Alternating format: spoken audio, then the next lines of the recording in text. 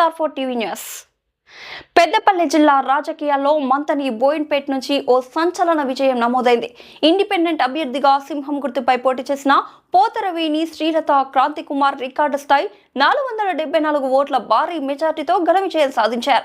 2019 ఎన్నికల్లో స్వల్ప తేడాతో ఓడినా ఎక్కడా కుంగిపోకుండా ప్రజలే తన బలమన్న నమ్మకంతో ముందుకు సాగి ఐటీ మంత్రి దుద్దిల్ల శ్రీధర్ బాబుకు సన్నిహితుడిగా నిస్వార్థ సేవలతో ప్రజల్లో విశ్వాసం సంపాదించిన క్రాంతి కుమార్ ఈ గెలుపును బోయిన్పేట ప్రజలకు అంకితం చేశారు.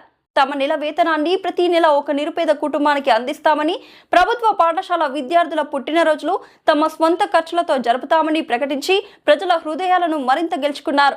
సేవే లక్ష్యంగా, అభివృద్ధి ధ్యేయంగా మాటల్లో కాదు చేతల్లో చూపిస్తున్న ఈ విజయం పెద్దపల్లి జిల్లా రాజకీయాల్లో కొత్త చరిత్రగా నిలిచింది. పనులు చేసి పెట్టడం మీరందరూ కూడా నన్ను నమ్మండి. నన్ను నమ్మి ఏ ఆపదక్ష కూడా నాకు చెప్పండి. కానీ చెప్పిన లతకు ఎంతో కొంత నెలకు జీతం వస్తుందట. నాకు కూడా తెలియదు. 3,000, 4,000, 5,000 వస్తుందట. అది కూడా నేను ప్రతి నెల ఒక పేద వాళ్ళకి ఇస్తా అని చెప్పేసి మాటేస్తున్నాను మీ అందరికి కూడా. గతంలో నన్ను బర్త్డేస్ ఉంటాయి కదా, మీ బర్త్డే అప్పుడు నేను మీ ఇక్కడికి స్కూల్ కి కేక్ పంపిస్తాను. మీరు అందరు కలిసి ఇక్కడ కేక్ కట్ చేసుకోండి.